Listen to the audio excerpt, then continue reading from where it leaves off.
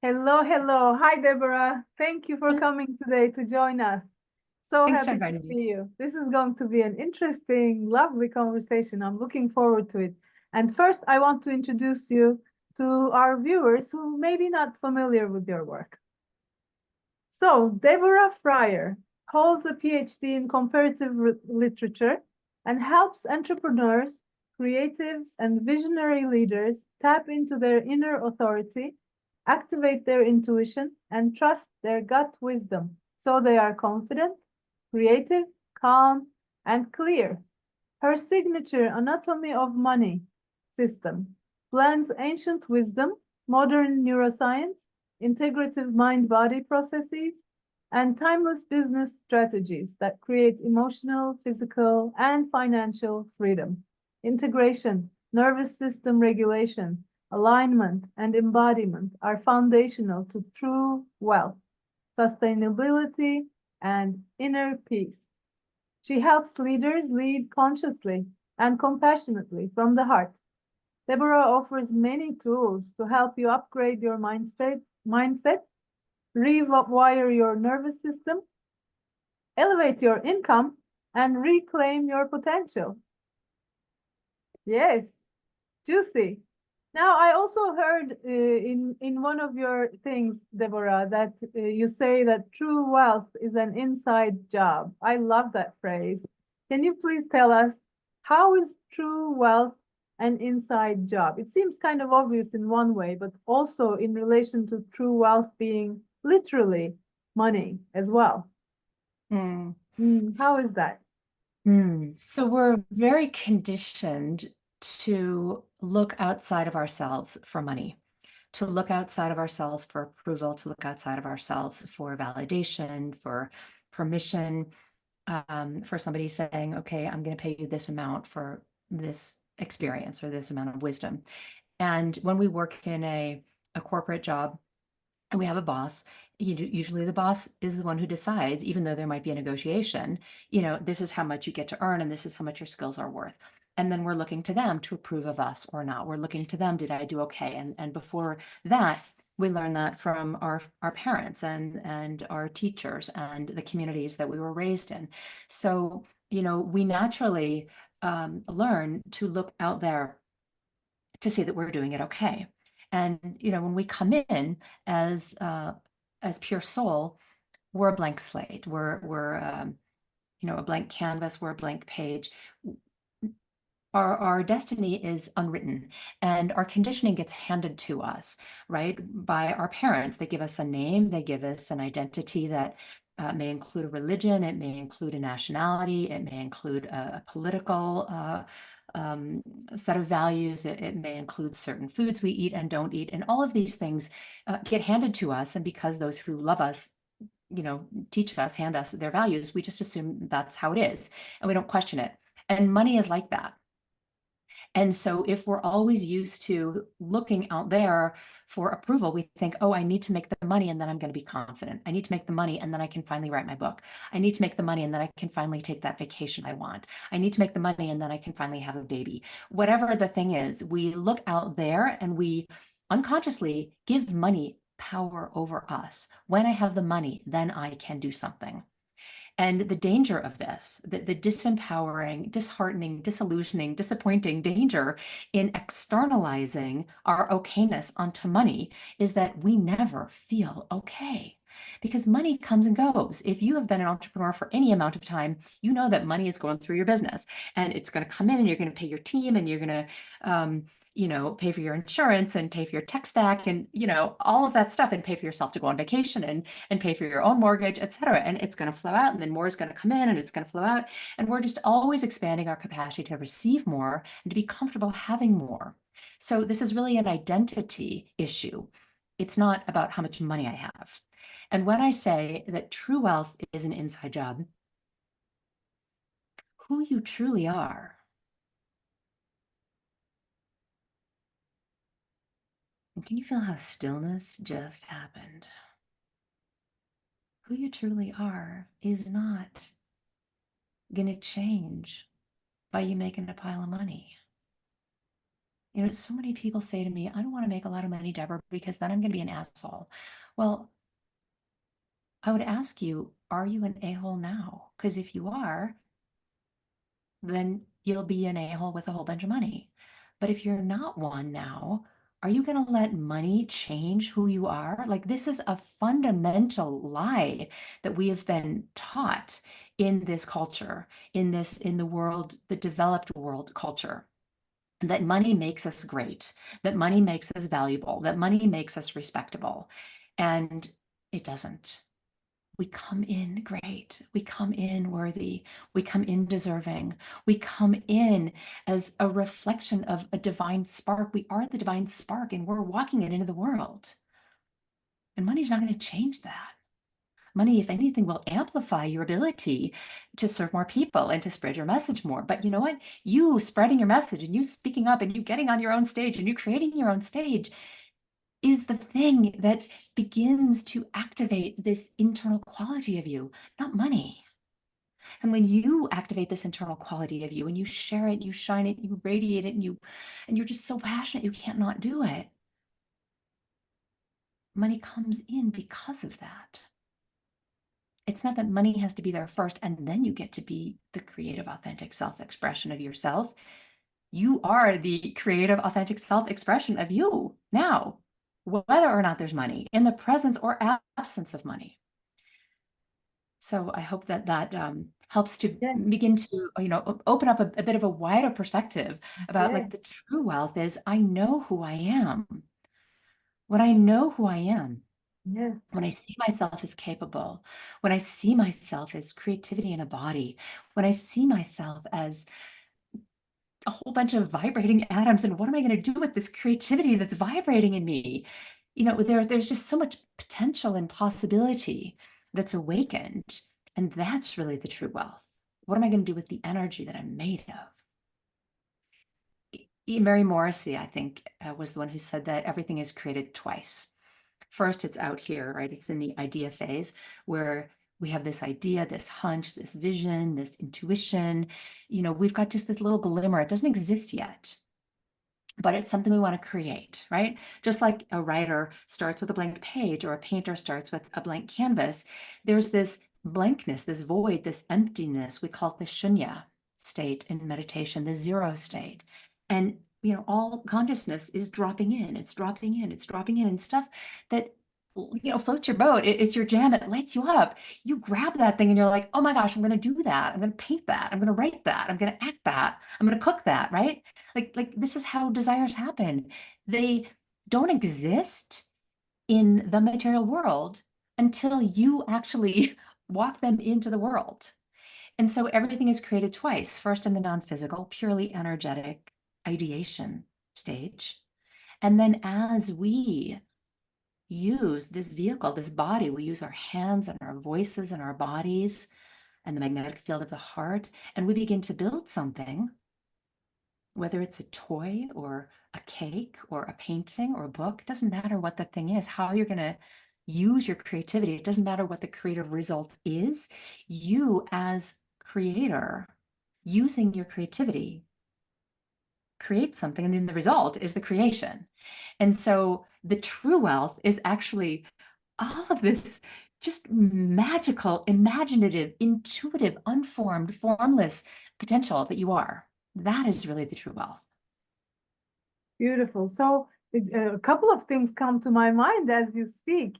So I'm reminded of one of the conversations that we had in this context in relation to play mind, and you know, I was guided through a process and a storytelling. It was a storytelling event with Deborah Spillman, and she walked me back to a 4-year-old self, and my question will be that when you said that we come in as a blank state, that put a question mark on me, because even at 3 years old, 4 years old, I had this love of textures, and she walked me through this thing where I was touching a dress and I was reveling in this sensation of touching the texture and everything. And then I ended up, of course, very soon after, very early on, as a textile designer and making costumes for very many years in my life. So so yeah, I'm wondering if we do come in as as an empty slate, and how does this true wealth, this true essence that is not dependent on any circumstance at all, and not even to the body mind. Mm. Yeah, so that seems like a plenum. It's a plenum of possibilities, and not so much a blank state. I wanted to delve into. What do you think about that? I love what you just shared. So your soul came in knowing that it loves the pleasure of touch, right? This is a quality. Pleasure is one of the qualities of soul. All of my hairs are standing on end right now. My whole nervous system is like, yes, there's pleasure in touch. There's pleasure in beauty. You design costumes, right? There's pleasure in the imagination of, I put on a costume, I put on the bear suit and I become the bear. In The Lion King, the opening scene where there's this big golden sun and the giraffes come out and they, so gracefully begin to walk across the stage. There's this quality of awe, right? This is also a quality of soul. And somewhere along the line, you, me, and many other artists heard somewhere from the culture, or perhaps from your family of origin, or perhaps, in the mainstream conversation of you can make money in certain ways, but these other ways don't really count, right? There was a message that got into your little brain, your developing brain, that said, oh, you can't make any money doing that. Julie Taymor makes a lot of money, right? She's a costume designer for The Lion King and other Broadway shows, and she's highly, highly successful. And so, we're not often invited to look at people who are super successful doing the thing that we want to be doing. We're unwittingly invited to take on the money paradigm of our parents.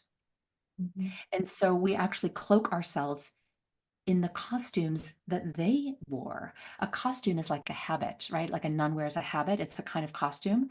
And so a costume is a kind of habit. And so we take on the habits, the costumes, we cloak ourselves in the beliefs and the values of those who love us and who are raising us and who are teaching us this is how you're going to stay safe in the world. So, your little one came in just loving. You don't have to know why. You don't have to justify. You don't have to explain it. You just knew like that you just love touching stuff. And like me too, I'm wearing velvet right now. But how often did I hear, because I'm wearing it because it just feels yummy, right?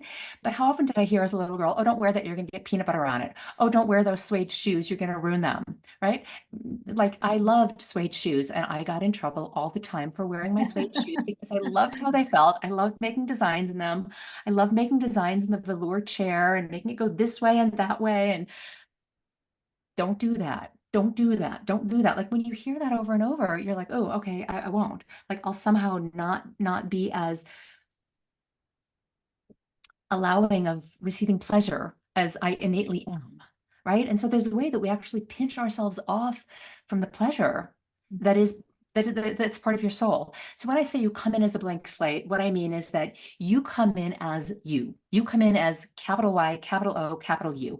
You fully know who you are, what you love, what in this vibrational feel of awe and wonder, and this feels so yummy. Like you just know that stuff, right? But then somebody looks at you and they're like, oh, don't do that. You're like, oh, okay, maybe I'm wrong, right? Like somehow we start doubting ourselves.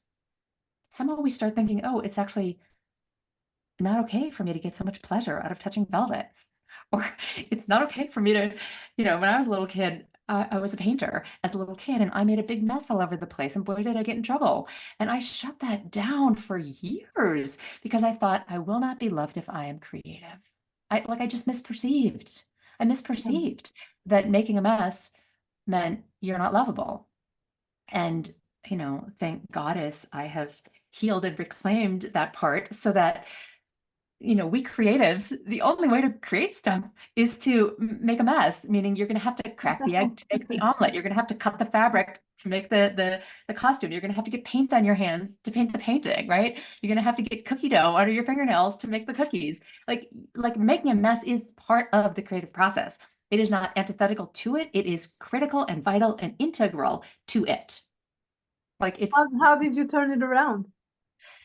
oh my gosh. Okay, so here's a vulnerable share. I don't think I've ever shared this before, and nobody's ever asked this particular question. So I paint. And about a year and a half ago, I was painting a painting, and the invitation was to paint something having to do with Stonehenge. And I kept looking at the painting, and every cell in my body was resisting. It was like, no, I don't want to paint Stonehenge, and I don't like Stonehenge, and that English mysticism doesn't resonate with me, and I don't like it. And I was just like, no, I don't want to. And so I just let the the inner 4-year-old be like, no, I don't want to. And I went into this meditation, and all I could hear in my head was, I'm going to ruin it. I'm going to ruin it. I'm going to ruin it. I'm going to ruin it. I'm going to ruin it, which was one of my very disempowering mantras that I learned when I was a little kid because of this meditation that in my pain and in my tears of everybody else in the class that's farther along and they're all painting and now I'm really behind and I'm never going to catch up. And like, that's also part of the mantra of my conditioning. And it's the mantra of many, many people. I'm behind, I'm never going to catch up. None of which is true, by the way. So if those lies are being broadcast in your head, know that they're not actually true. You are right on time doing what you're doing. Anyway, so there I was in my meditation and crying and feeling bad about myself and watching myself crying and watching myself feel bad about myself and hearing this broken record, you're going to ruin it, you're going to ruin it. And I saw this vision of myself when I was about 3. And I have a big sister. She's a year older than I. And she had a really amazing, beautiful box of 64 Crayola crayons with the pencil sharpener in the back, with the crayon sharpener in the back, like it had a flip open lid and all the crayons standing like a choir, right? And a little sharpener in the back.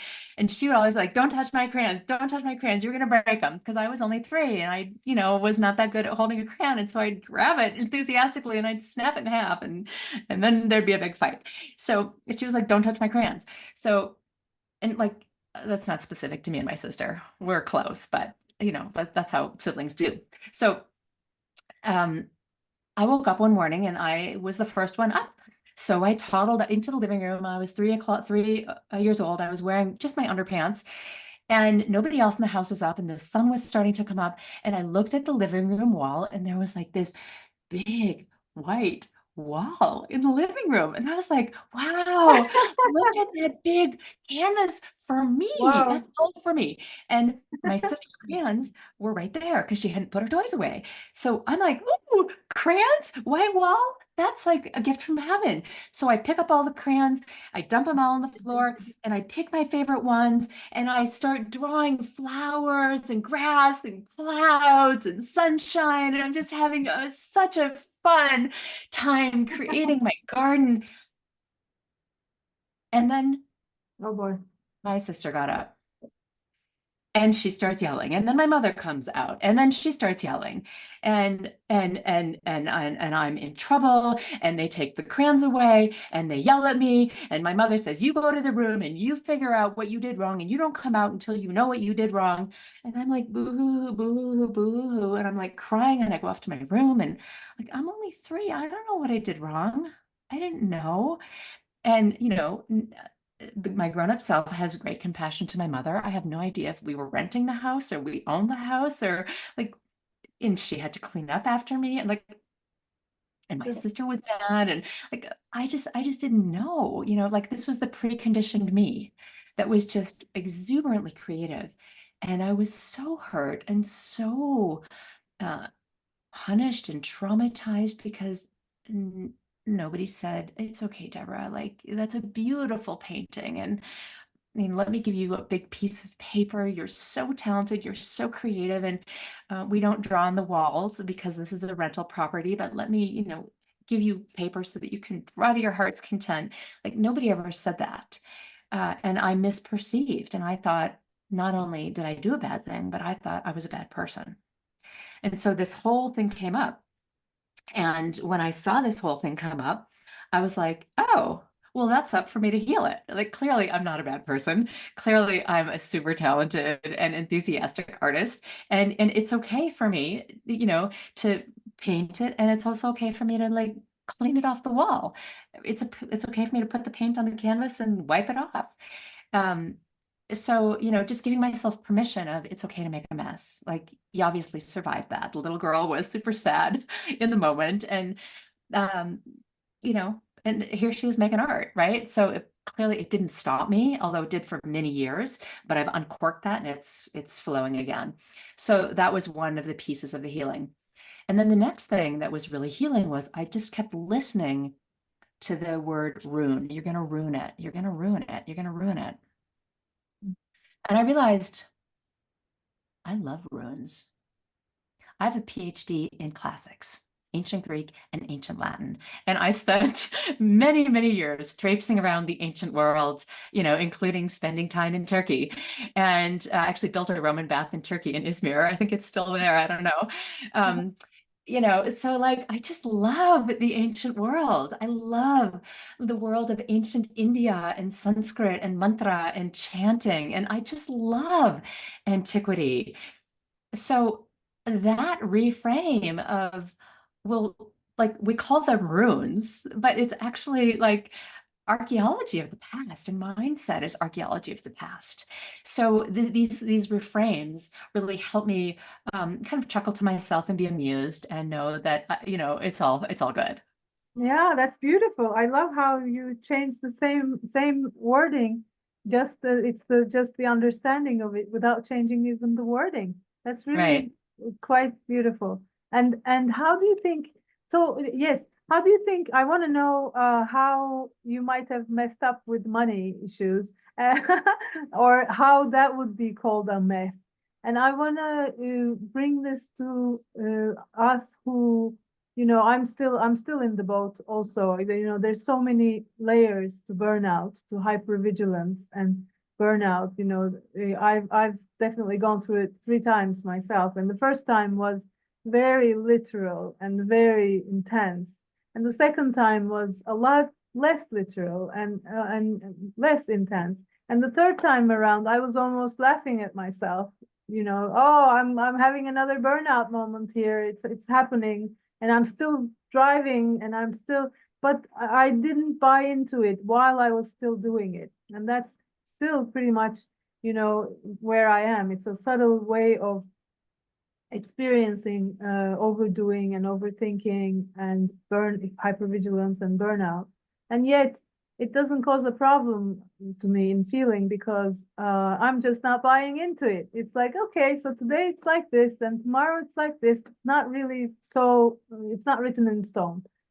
And so but if I was talking to you back in the day when it was very heavy, very literal, and I was completely identified with it, then it would have been a different story. I would have wanted to hear, like, yeah, this is all very playful, and I'm dealing with like not being able to pay the rent, or I'm dealing with, putting groceries on the table, or I'm dealing with, having to work my corporate job so I can pay my mortgage, whatever it is, which when I don't even want to anymore. Change is great, sounds fantastic, and I want it, yes. And where's the money place in this play? Mm. Yeah, I too have been in that place of I got to pay my bills. I got to pay my mortgage. I've been in a place of desperation. And that place of desperation, that place of anxiousness comes from my earliest conditioning. And it comes from conditioning that each of us receives in our family of origin. it comes from conditioning that we inherit from the community we grew up in, from the culture we grew up in. Very often, women, without realizing it, all over the world, have their contributions valued differently from the contributions of men. So in the US, for example, women still earn about 80 cents on the dollar that men earn. So we earn 80% of what men earn. And yet we're expected to stay longer and to do the childcare and do the cooking and walk the dog and, you know, all these things that we're not paid for. And white women fare a little bit higher on this. Latino women and women of color are even less fairly rewarded for their contributions. And so we all internalize this feeling of, I am worth less than men. And it feels like I'm worthless, right? It feels like I'm worth less. My contributions are being valued less. And this somehow gets interpreted by our nervous system. Not only am I worth less, but that I'm worthless. I'm not as valuable. And this way that we have of devaluing ourselves, of discounting ourselves, has to be compassionately and honestly acknowledged, that we're really not allowing ourselves to see ourselves as the sparks of God that we are. Or call it prana, or call it chi, or call it life force, or call it the all that is, the great mystery, the beloved, as Rumi calls it.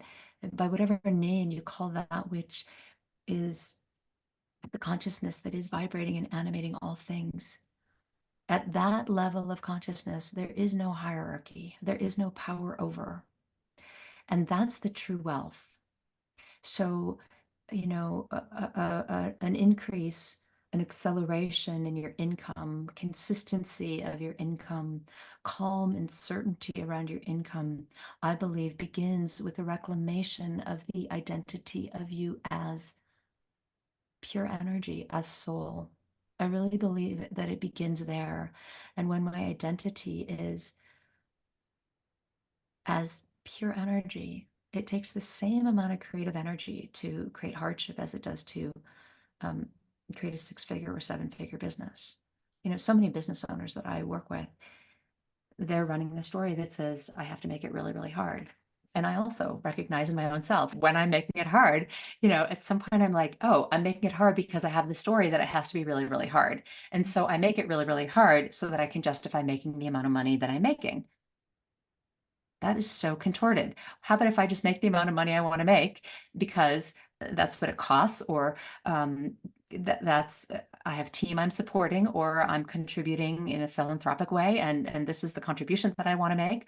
You know, how about if I see myself as somebody who's changing lives rather than who's gonna minimize my value so as not to outshine other people, right? Like there's some really deep unspoken agreements that we've made, and I love to unpack them and help people reclaim their true wealth, which is your true worthiness and your deservingness, which needs no justification, needs nothing outside of you to validate you.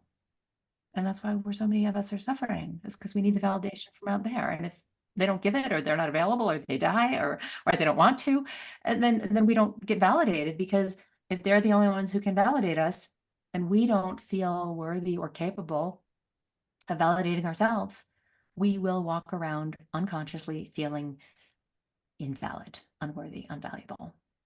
Let's change that. And it may in my experience, it's in the beginning, it's helpful also to have this outside of oneself, the beloved, or however the source of identification might be, and then to bring it in, and not as a person, but as beauty itself, Yeah.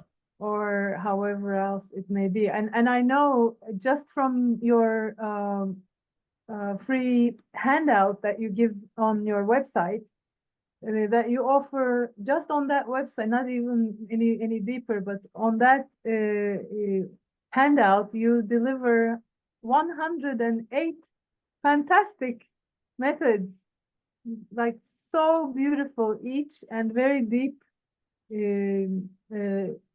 tips that we can do all day, every day, and some of them may take a lifetime to actually really be able to do, and others, you know.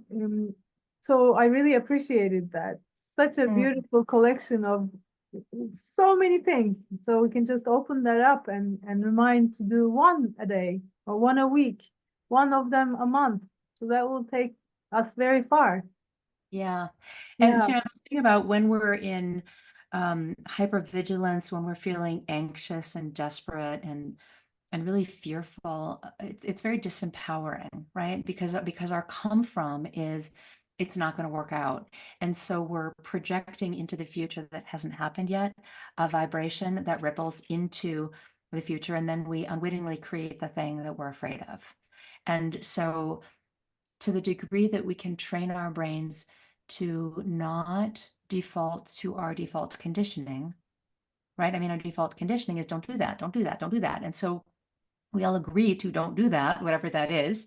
Don't make that much money, or don't talk about the money you have, or if you make a lot of money, don't tell anyone, or if you make a lot of money, you better hide it because someone's going to take it, or whatever. Everyone has their own individual money story, and there are some very common themes that are quite universal that I've discovered as someone who now helps people open their money channels so that the money can freely and consistently and predictably flow.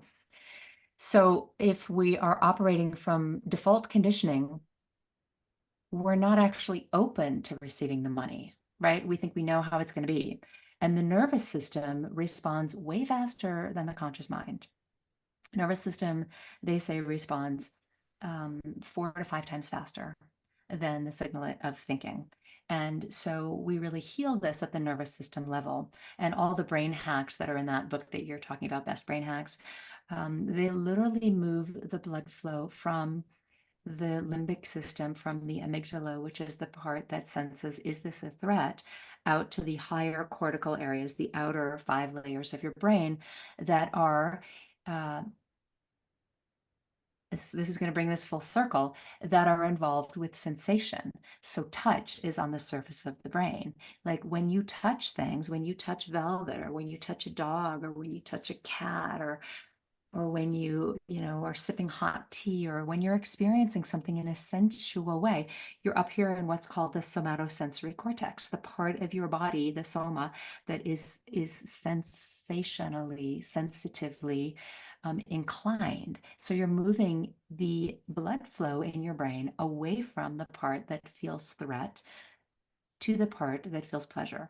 The visual cortex also, that's why we self-regulate, we co-regulate when we're in nature, when we're looking at water, right? It's visual, and that visual input actually regulates our nervous system and turns down the beta state, which is analytical and problem solving and problem creating, because it likes to solve problems, and it's rational and it's organized, and this isn't going to work, and it's the yeah but part of the brain, which is a fantastic part of the brain.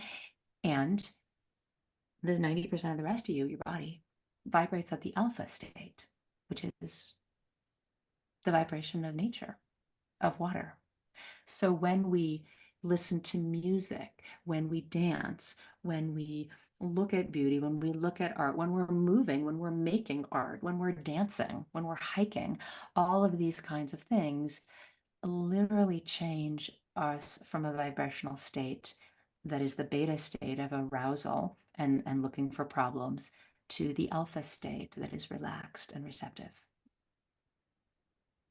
And obviously, if you want to make more money, or you want to let's qualify it, because the universe in her benevolence will give you whatever you're asking for. You want to give a specific amount of money you want to make. Because if you say, I want to make more money, the universe says, okay, here's $1 on the sidewalk. Good. And you're like, no, no, no, no, no. I want, $10,000 a month, or $20,000 a month, or I'm starting a foundation and I want a couple of million in there, or, whatever it is, right? You got to be really specific about what is the thing that you are calling in, because what you're seeking is seeking you, as Rumi says. vibrationally, what you're putting out into the world, when you start looking for the thing, you are going to start seeing the thing everywhere. Just like, you know, a lot of people say, oh, I want to fill in the blank kind of car that you want. Let's say I want a red Subaru. So then you start seeing red Subarus on the road, right? Because you put that out there. Your brain will look for what you tell it to look for. So the way that you talk to yourself, the way that you talk about what you're wanting, will help your brain orient to what it is that you're wanting. And then there's the receiving part also that goes together, right? How much Right. can we receive? Right. Yeah, it's really a How much three-part can we issue. think? Yeah. Sorry, I didn't mean to interrupt. We're No, both no, so no, excited about this it's good. topic. Yeah, yeah. I see it as a three-part, even four-part, just like the cycles of creation that we talked about. So in the cycles of creation, first there's this shunya, this zero state where all possibility exists. And then you pull something out of the air. You pull, I'm going to make this recipe for dinner, or I'm going to teach a course about XYZ. I'm going to do a summit about XYZ. I'm going to paint a painting that has the feeling of XYZ. I'm going to make a costume that has the feeling of whatever, right? So you start with, it doesn't exist. And then you've got this idea. And so in the place of it exists in the energetic, non-physical, invisible form. And now you're going to bring it into material form. So in other words, you're moving from energy to matter. So now you start talking about it, right? Like it's out here, it doesn't exist, but now you see it on the screen of your mind, right? You can see the costume before you sewed it together, before the person put it on, you see it, right? You've got an image in your mind's eye. And then you start talking about it, right? So here we are, it's like out in the ether, it's coming into the crown. That's where you and the infinite connect. And now you see it on the screen of your mind. This is your third eye. This is the visionary part of you. Now it's at the throat chakra, your manifesting chakra. You start talking about it. Your throat chakra has to do with both your voice, your speech, your shoulders, and your hands. So I should or I shouldn't. And how am I gonna make this, right? It's how we talk about it, how we make it, how we literally bring it from the non-physical into the physical. You got to use your hands. You got to use your voice. You've got to try it on, right? You got to see how it fits and make it bigger or make it smaller and take it in here and make it bigger and add some feathers and add some sequins and right, if it's a costume. And then, you know, your heart gets involved. Your heart, like, oh my God, I love this. Oh my God, like I had no idea it was gonna be so amazing. It's even more amazing than I thought in my mind, right? When you start actually seeing it, it's like, oh my gosh, really? I created this? And now all of a sudden you've animated and awakened this part of you that sees herself as a creator. But that doesn't happen when it's just out here, idea. You got to actually bring it down, right? And so now it's in the heart. And then it moves into the third chakra, which has to do with your passion and your purpose and your devotion and your discipline. And you're cutting up the fabric and that part you're not going to use and this part you are, right? And you like look at those feathers and like, no, that's not the right color, but this fabric is perfect. And that is, no, that's a little bit too thick, but this crepey stuff, that's exactly what I'm looking for, right? You start discerning and making distinctions in the same way that in the third chakra, your body is metabolizing, ooh, this is nourishing to me. This I can't digest. This, oh, I'm just gonna let that move on through, right? There's some that you use and there's some that lands on the cutting room floor. In the same way that in your digestion, some of it your body takes in, but some of it you just release so that you can take in more. And then you're in your second chakra. This is your creative center. This is your generative center. Now it's really starting to have legs, right? Like it's so close to being done. It's almost ready to walk into the world. And then somebody puts it on and they walk on stage and like, there it is, right? That's how it happens. That's how the creative act happens, from it not existing to it existing. And it is the exact same way that you create money. It is the exact same process, I believe, that you create money from your creativity. You see this idea and you're like, no. Oh yeah, that. Right? We don't all love the same thing. We're not all interested in the same books or the same movies. And that's great because that means there's a market for you, right? Like how boring would it be if, and actually how unsustainable is it? A monoculture isn't sustainable. Can you imagine a world in which there wasn't music? There was only monotone? If there was no bird The song? definition of hell. Right. Yeah. So Yes. your uniqueness is also another way of describing your true wealth. As you were speaking, I had two things come up for me. One of them was how creative act also involves frustration and not quite, being able to have that vision actually manifest the way that you had envisioned it, because it never matches, right? Our calculations at home don't really match up with the grocery store buying. There's always a give and take that takes place. And also this relating to surrender, how much of a surrender is that, and how much of it becomes drive, drive, drive. No, I can do it. I can fix it. I can make it. I can make it, which is such a workaholic issue. Mhm. I Yeah. love that. What you're really speaking about is the both and, right? I have the vision, which is the non-physical, and then I have the painting. And it doesn't look the way that it looks on the canvas like it looked in my mind. There's a gap, right? Mhm. And what's in the middle of that gap is me and my potential, and me honing my skill of fluidly moving between, the formless and the form, fluidly moving between. It doesn't exist, and here it is. And like I'm looking at a painting on my canvas right now. I've been working on that painting for 7 months. And there's one part of the painting where there's a face, and I have repainted that face. I can't tell you how many times. Can And we this morning, see it? it's so big. I don't know if but as I'm looking at your painting, it also has a blue face. I finally finished the face this morning, and I just painted over it, and I painted over it, and I painted over it. So I'll try to show you, but it's really big, and I haven't yet figured out how to show it on a Zoom screen. But I'll show you as best as I can. Thank you. Thank you. Mhm.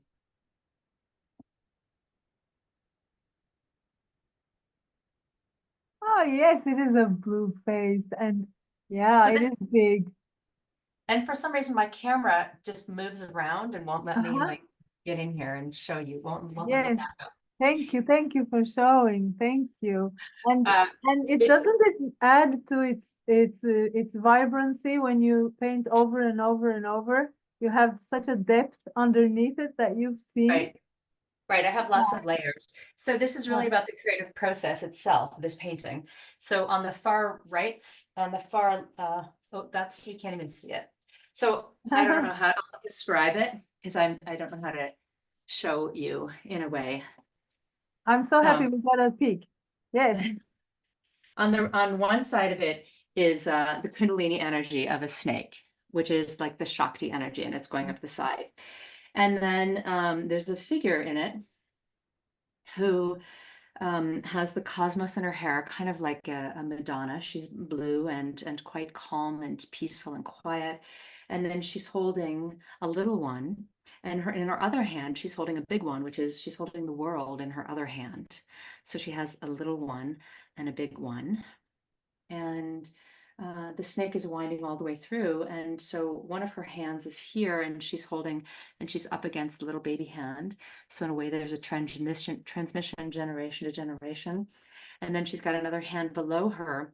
I don't know why my camera just makes me big, but her hand is actually down here at the root chakra level, and the world is in that hand. And then the tail of the snake, she's also connecting with that. So it's really connecting with the creative energy of everything that is. And then what are we birthing? What wants to come through us, whether it's books or humans or recipes or plays? What are we using our creative impulse to create and birth into the world? A lot of beautiful symbology. Thank Yeah. you. Mhm. Yeah. Well, I can't believe our time is almost over. Yes.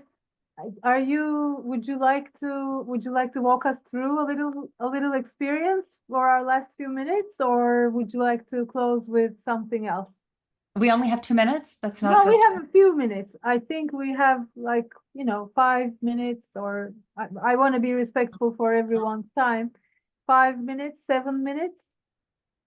So I'll just Yeah. walk you through a quick through an exercise. I'm not going to say through quick because as the soul that you are, as a spark of consciousness.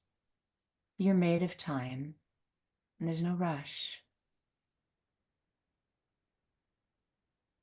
Allow yourself to feel your feet on the ground. If you're standing, feel your sit bones on your chair, leaning back against the throne of your spine, feeling the spine being supported by the back of the chair. Feeling the support that is here for you, that is in your body, that is inherent in the furniture that you're sitting on, the floor you're standing on, the foundation of your house or your apartment. Just feeling the solidity and the support that's here. And begin to inhale long and deep through the nose. Feeling the place where the air enters the nostrils. Relaxing the jaw. And exhaling through the nose. Inhaling from the universe. There's one envelope of air that surrounds our entire planet. We all share this same envelope of air. Breathing from the one. And feel this universal breath filling you.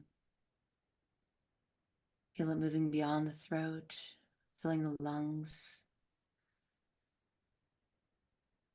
exchanging at the heart and circulating to every tissue and organ and cell in your being. Focusing on the inhaling breath for now. And with each inhaling breath, acknowledging I am breathing in the universe.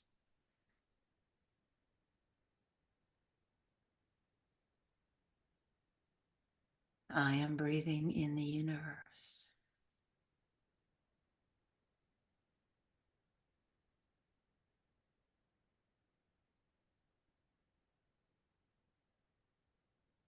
I am breathing in the universe.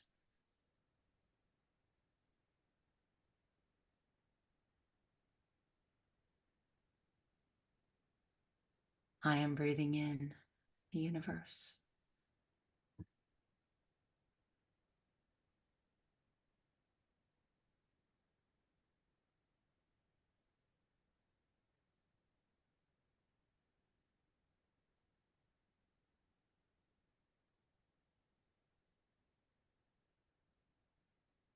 Becoming aware that you are breathing in the universe.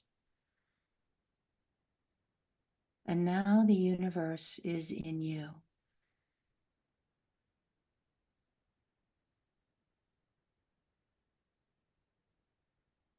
I'm breathing in the universe.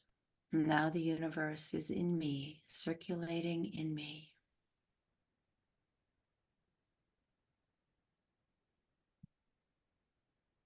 I'm in the universe, and the universe is in me.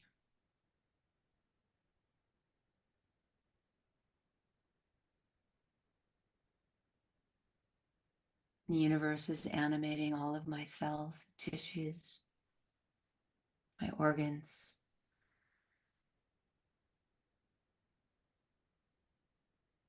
The universe is flowing through me. Can't be any other way.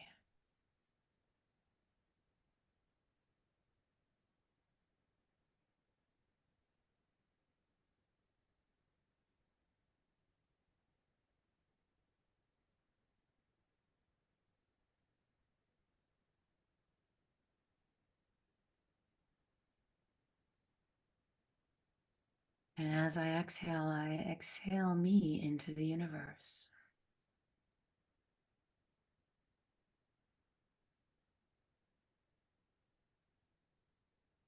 I'm contributing. I'm exchanging.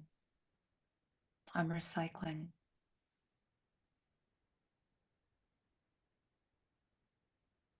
The universe is in me, and I am in the universe.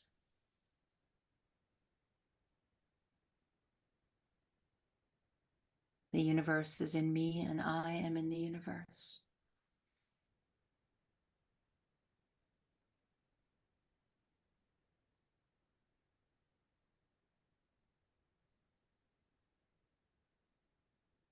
The universe is in me. It's animating all my cells. It's animating my voice, my movement.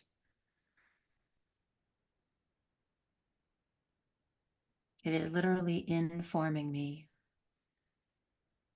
And as a result, I show up as form. The universe is informing me and transforming me. And I appear as form.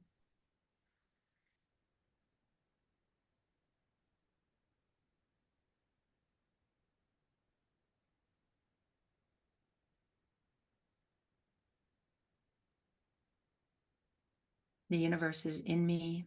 It's informing me. It's forming me. So I am a reflection of the universe.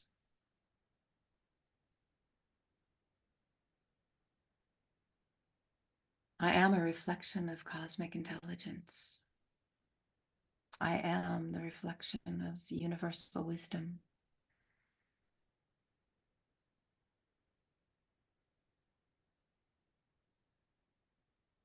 I am the all that is.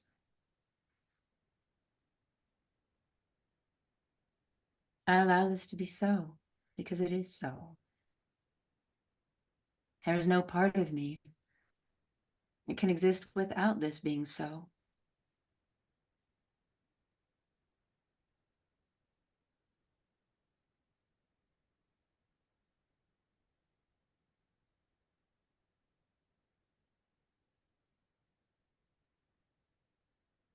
In fact, without this collaboration with breath, I'm nothing.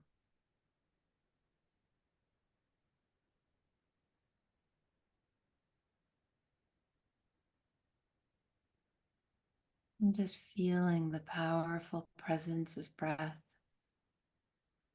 that co-creative universal intelligence that is consistently and predictably always flowing to you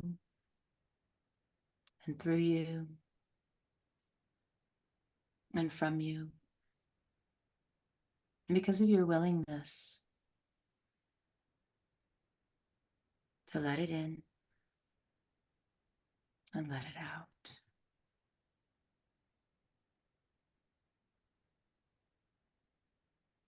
Your recognition that you are in the middle of the cycle.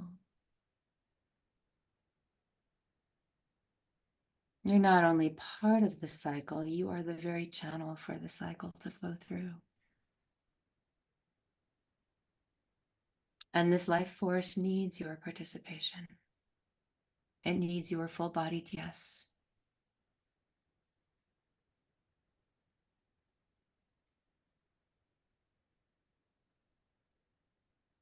Memorize this feeling.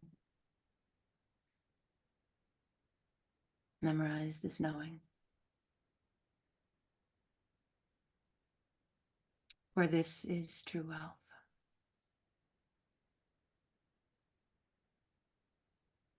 From this state of no thing, no form, no condition, you can create anything. It is from this state that everything is created and that everything dissolves back into nothing. And when you're ready, open your eyes, smile at yourself, acknowledging that you are the powerful creator of your experience. And thank yourself for giving yourself a couple of moments of deep stillness.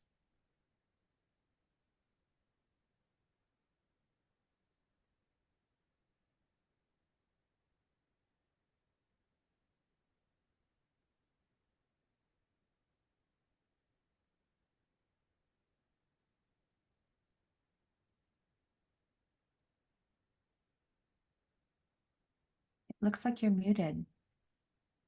I see you said thank you, but I didn't hear you.